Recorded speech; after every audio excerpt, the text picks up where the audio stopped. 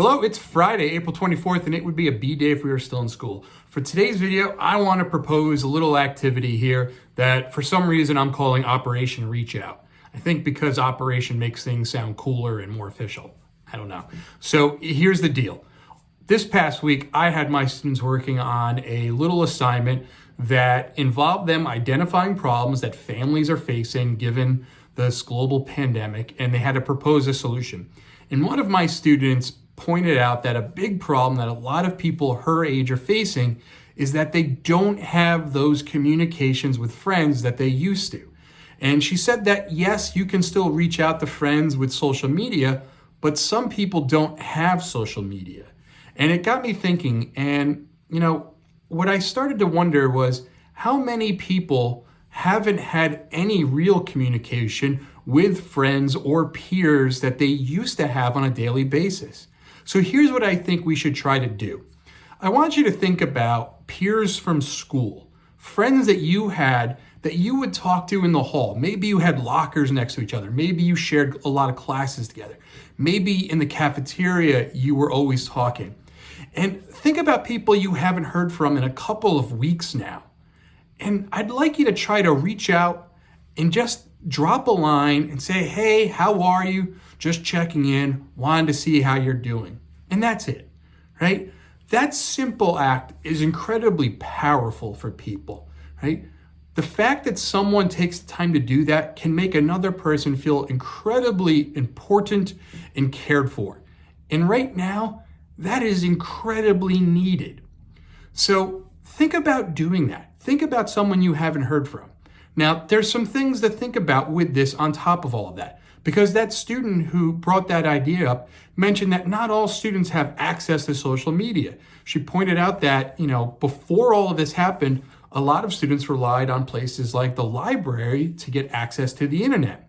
And she wondered what happens to those students now that the library is closed, right? How do they have access? Now, I know that at least for my students in our district, we've been fortunate enough to be able to provide computers and devices for our students.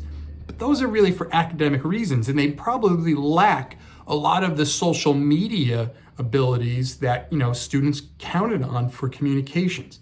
So if that's the case, we might have to revert to the tried and true method of pen and paper, right? So one of the things we could do is actually write a letter. And this might sound weird and foreign to you at first, but trust me, it's very powerful to receive a letter from someone and have something tangible in your hands, proof that someone thought of you.